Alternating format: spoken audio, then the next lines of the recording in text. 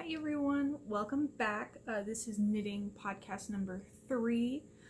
It's been a while since I did, a sit down chat video. So I guess I don't have a lot to go over this week.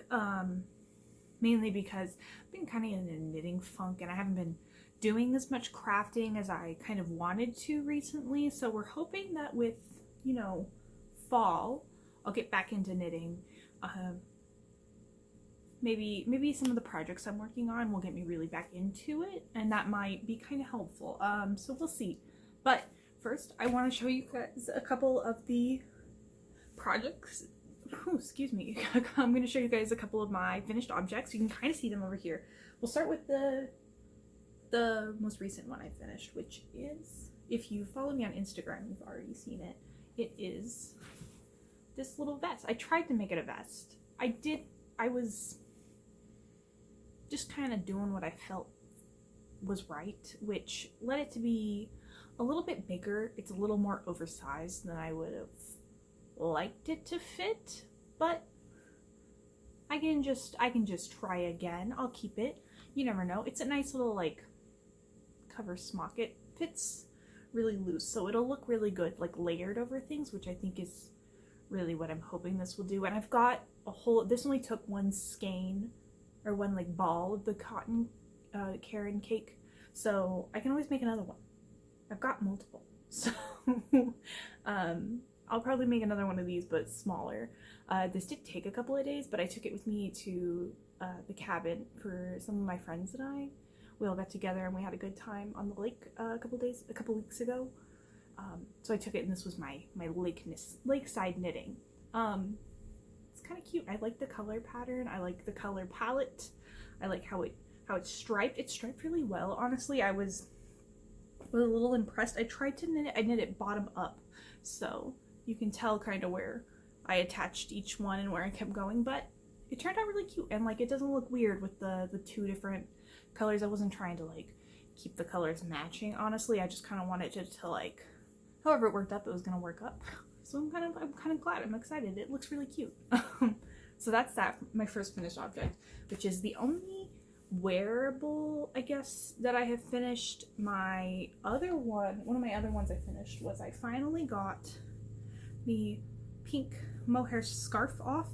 I should have maybe not made it as wide so it could be a little longer. I did just do it until I ran out of mohair, so it's a little small, but I think I'm gonna add I haven't even woven the end yet, as you can tell, but I still have more of this pink left. So I think what I'm gonna do is I'm gonna take one of my little crochet hooks, and I might crochet the edges and make a little button loop, and then procure a button, and then I can use it like this guy, and I can just button it up, make a cute little nice warm neck thing. I'm really excited. I hope it finally cools down, because it has not got below 85 where I'm at, and it's September now, so you would think it would just instantly turn to 60. I really wanted it to do that, but it didn't. It has proceeded to be over 90. Well, it hasn't really gotten over 90, but it was expected to be 90, and now I'm not excited. I really want it to be fall. And then the last finished object I have is a baby blanket of sorts. So if you follow me on Instagram, or if you kind of follow what I talk about a lot on here, I think I talk about it a lot in person, but I don't think many of you know me in person, so you don't know this. I like to look at old quilt blocks. I like the look of them. I cannot sew, and so I cannot quilt. I also don't have the space to be learning quilting, because that is a space-taking hobby if I've ever seen it. So what my thought was, what if I just take the quilt patterns but turn them into crochet, because I like to crochet. I like to think I'm pretty good at it. So one of the ones I just finished was this one, which I can't really get the whole thing in frame, but I do have a photo of it on my Instagram account. So if you want to see the finished product, it looks like this. It's called the 7-star or 7-sister quilt block, and what that one does is it takes each of these little orange and green ones here is one star pattern, and so that just takes a bunch of diamonds, and then you do an alternate color. I had this cute like variegated one that I picked. This was all the same. It's just a basic baby yarn that I picked up on sale at Michael's, I think. So it's kind of cute. It does take quite a bit. I didn't realize it was going to be so big when I made it because I was just putzing around, which is usually how I craft anyway, so like it's pretty on brand, you know. I'm not following patterns half the time when I'm doing things, so I think it has to make it smaller to make it like an actual like usable quilt block that's not like roughly the size, I think.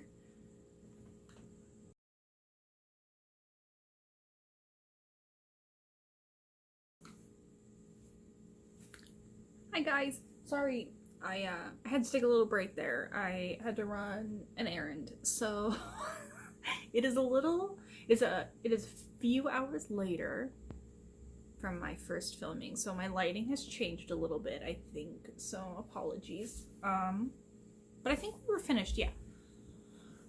It's just finishing up with this guy, but yeah, I'm kind of excited, honestly. I think I might make a few more of these stars when I like get back in the mood. It was not like a lot of work, but it was a lot of repeating the same thing because it's just the diamond shape over and over again, and I just sometimes it gets really repetitive and I get tired, I get bored, I think, which is why, you know, I don't like to do really big projects unless I can like switch it up a little, or I like to have a lot. Which I think is something a lot of people can relate to, especially if they like are crafters, you know. That's why we have so many work in progress at one time. But yeah, that's I only had the 3 finished objects for this last month. I've been kind of lazy about them, honestly. It's mostly just because I got burnt out. I was doing a lot of projects and now I'm just kind of like, I want to enjoy the process again, which is, you know, one of the reasons I do all these crafts. I want to enjoy myself. This is what I do for fun. This is my good time, my little me time project. So I took a little break and I did some other things. I was reading a little. I picked up a really good book called The Doctor and the Dreamer, which is about a botanist from the early, well, not early 1800s, but from the 1800s in North Idaho, which is, you know, kind of where I live. So I thought it was really fun, and the bit of history I don't, you know, read a lot about all the time, so I thought that was really exciting, and so that was something I've been like, you know, reading through for a few past week or so. I've been trying to slow down with my reading as well, because I read really fast if I like let myself, so I've been trying to slow down so that I can like enjoy the process more. So yeah, let me show you guys my one work in progress that I have right now. It is my main one. I'm trying to do this one first because it is a test knit. Isn't that exciting? I saw on Instagram that it was an ugly Christmas sweater pattern, and if there's one thing you should know about me, it's that I love kind of tacky clothes. There's just something about them, okay? They just bring me so much joy. Kind of, you know, gross, not really gross. I just really love ugly Christmas sweaters. Christmas is like my favorite time of the year. It's maybe not my favorite holiday, but it's pretty high up there.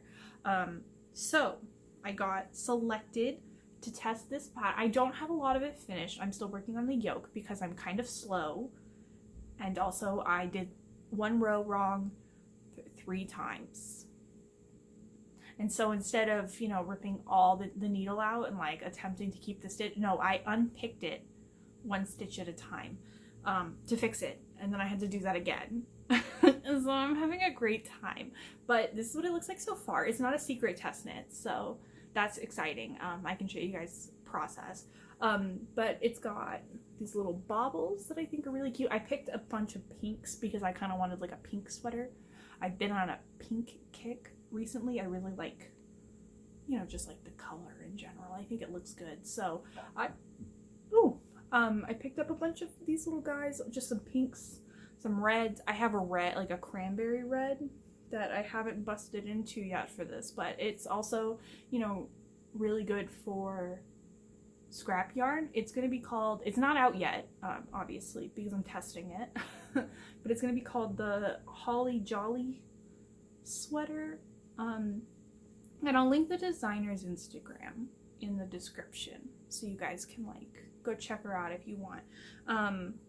Yeah, it got started a couple weeks ago, the test knitting, and so it is going. It should be done by October. I'm hoping to get it done a little beforehand because I might cast on another one. I don't know. Might make my boyfriend one. I'm not really sure yet. I haven't decided. We'll see how I feel after I finish this one. I might actually finish the Star Trek sweater that I showed you guys in like my first knitting podcast, because I still have yet to finish that. Surprisingly, it hasn't moved since I showed you. So maybe I'll finish that one next. I might do that one over because I don't like how it looks now that I'm mostly done. But I'll be damned if I'm ripping that thing out. So this is my only whip. That's the back, the wrong side. It is knit top down, has a folded collar. The little nodes, bobbles, those are optional, which is kind of exciting, and it comes with a bunch of different like charts because it's a color work pattern. It comes with a bunch of different charts, so you can mix and match. It also has a space where you can make your own charts, so that's kind of exciting. I'm really excited to get down into the body, which is where you do most of your charted color work, where I really get to like mix and match it. But I'm very excited. I am loving how it's going so far. Honestly, it's very exciting, and all the other people in the test knit look really good. They kind of intimidate me, honestly. This is like my first big test knit, so I want to make sure that it's, you know, good. I want to, you know, have a good product so that she doesn't feel bad picking me, because I would feel really bad if she picked me for your test knit and I didn't do a good job. So I am putting most of my effort into finishing that, mainly so that I can get it off the needles, also because I bought yarn for it, because like I had stash yarn, but like none of it really fit the vibe I wanted for the sweater. So I bought yarn, and now it's sitting in its little bag on the floor, and I need to get it all worked up so that it's not on the floor anymore. Because my poor partner, my poor boyfriend, it's just there. It's gonna be there until I finish my little project, which will be strewn around whatever couch I am working on it on. All of my papers, because I printed the pattern out, so that I could see the charts really well, and so that I could like reference all the instructions, and all my little half-used balls of yarn. But yeah, I think it's going well. I don't have any new acquisitions. I think it's gonna be a really small one because I haven't really done a lot recently. That's about it. I don't have any new acquisitions. I don't think I have anything else to show you guys. It's gonna be a really small episode this week, so maybe that'll be good. If you guys like the shorter episodes, will you let me know? I know most knitting podcasts can get really long, but also I don't knit that fast. I don't know. Are you guys excited for Halloween? Are you guys doing any like holiday, like fall knitting projects right now? I'm thinking of picking up like a crochet one. Maybe if I get a little farther in that test knit, because I want to make sure that it's done in time. I just want to make sure it's done in time, especially because I basically only have like the month of September, and I am not a very fast knitter, so I don't know if I'm gonna get a lot of like Halloween makes in. I am thinking of maybe doing like a couple of videos where we just like make DIYs if you guys want. I kind of like watching Dollar Tree craft videos. I know that's a little different than knitting content, so I'm sorry if that's all you care about. But I don't know, I think it'd be kind of fun to make some sort of just DIY craft. We'd also like switch up the content a little so you guys can like, you know, pick and choose. It's not just knitting, and then also it like takes some of the pressure off to like actually produce knitting content every week, especially like really fast, so that I have like things to show you guys, because I don't craft like that for most things. I like to take my time and really like, you know, work through a project. Also because I just like to enjoy it. I usually like watch TV while I do it. So if you guys have TV recommendations, I am always looking for them. I started the new Lord of the Rings of Power show on Amazon, and honestly, I'm really excited. I hope that they put out some more soon, because I'm hooked. Those little Harfoots, I love them. They can do so little wrong. Honestly, I think they're cute, and I don't know, I really like them.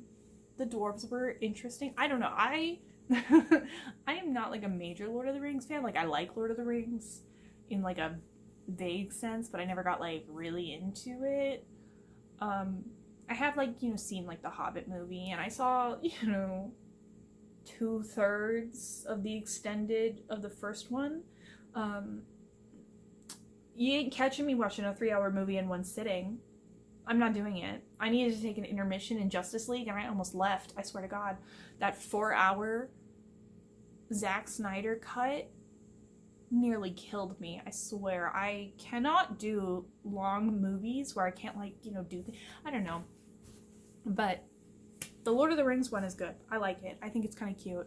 I'm very excited. I want to see, honestly, I just like them diving more into the lore, and I know it's not like accurate to the book, but also like, I don't really need it to be accurate. It's Lord of the Rings. I don't need it to be accurate, honestly. If you can just like not, you know, create a giant plot hole for the trilogy, I don't really care. I'm not gonna gatekeep that. I don't have the energy.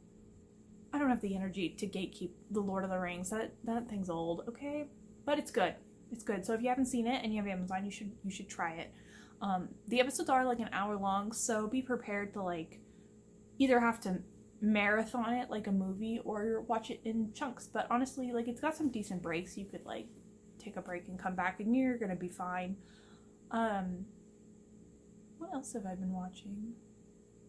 Not a lot else, honestly. I've been doing a lot more documentaries. Netflix has put out all their September editions, and they have a lot of like sports documentaries. I don't know. I don't really watch a lot of sports, but they're all sports news where it's like it's not quite stuck on the sports. It's usually like when sports jumps into the news. They have some really good ones called, the one that just came out that I've been watching a lot of is called Bad Sport. And what that one is it takes a look at different crimes that have happened in the sports world. And some of them are kind of crazy.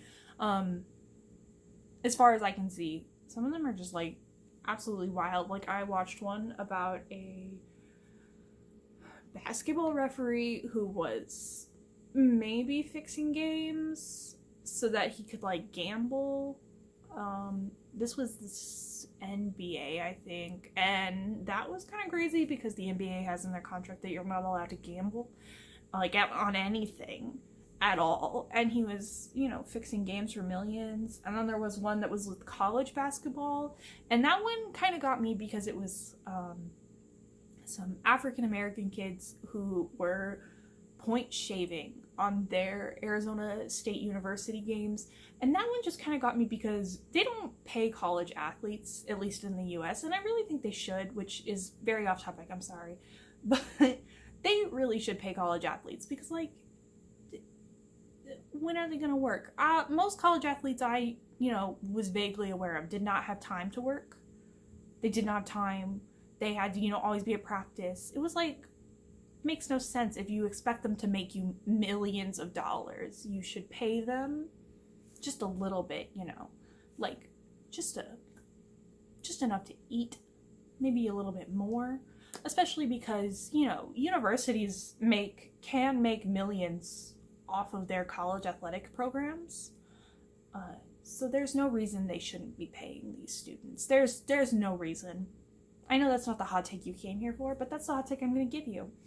College athletics departments should pay their student athletes. And then another one was a guy who wanted to do NASCAR. At least I think it was NASCAR. I mean, I don't even think they ever called it NASCAR. But he wanted to race like cars in like the 80s.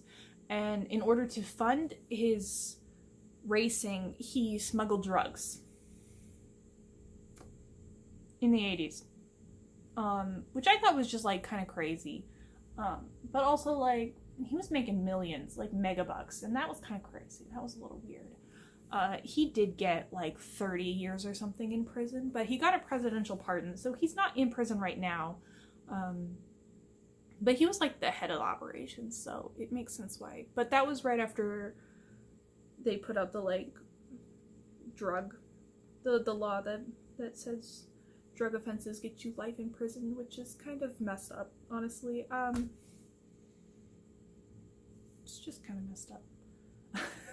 But that's what I've been watching, is a lot of sports documentaries, because Netflix is just like, hey, you like documentaries, here's some ones about sports things that you may or may not care about. And I'm like, well, I don't really know anything about this, but sure,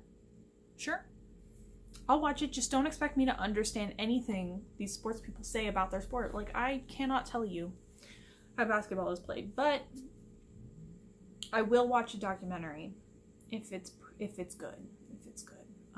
So that's what I've been watching, is a lot of those. I started a Supernatural rewatch. I've only made it like 10 or so episodes into the first season, but I found the first season on DVD, and so I was like, oh, nostalgia, I'm gonna rewatch it. And then I got to the do you guys remember the episode? So if anyone's seen Supernatural, do you remember the episode where their dad sends them to this little middle of nowhere town, like it's real tiny, and it has the apple pie with like the scarecrow thing? That one, and the episode with the Indian with the Native American burial ground and the bugs, those ones were not it for me. Not like they're bad, they were very good, they were just also very scary. And I forgot, because I stopped watching around like season 13, I forgot how spooky the first like season is. Honest to God, I was like, they put this on TV? Also, how dark, like that show is like dimly lit, if I have ever seen a dimly lit show. But the hold it has on me, oh my God. I love that show, but Jesus. I had to stop. I had to put it. I think I paused the middle of the Scarecrow episode, because I was like, I need to go take a walk in the daylight. I can't watch the show right now. But I mean, other than that, I mean, I guess it's doing its job. It's really good. I really like that show, so I might watch some more of that later. It's kind of dark out, so I don't know if I'm going to watch it tonight. But I'm thinking of starting Better Call Saul.